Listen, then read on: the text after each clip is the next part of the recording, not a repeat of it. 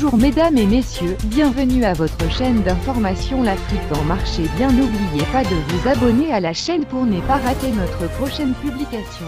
Bon visionnage. Il avait été nommé à ce poste en 2020, avec pour mission d'atteindre des objectifs de développement durable, quelques jours après avoir démissionné de son poste à la tête du groupe spécialisé dans les nanotechnologies Rusnano, qu'il dirigeait depuis 2008.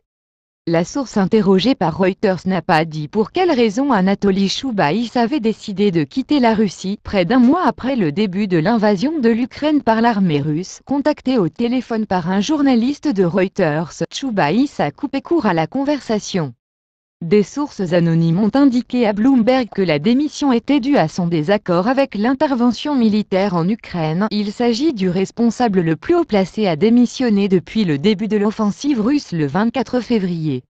Le quotidien Commerçant indique, photo à l'appui, que M. Choubaïs a été vu à Istanbul, en Turquie, qui accueille déjà des milliers de Russes ayant fui le pays depuis le début du conflit. De nombreux Russes reprochent à Anatoly Choubaïs, ancien ministre des Finances et responsable de l'administration présidentielle sous la présidence de Boris Yeltsin, d'avoir permis à un petit groupe d'hommes d'affaires de s'enrichir lors de la vague des privatisations des années 1990 tout en laissant des millions de Russes dans la pauvreté.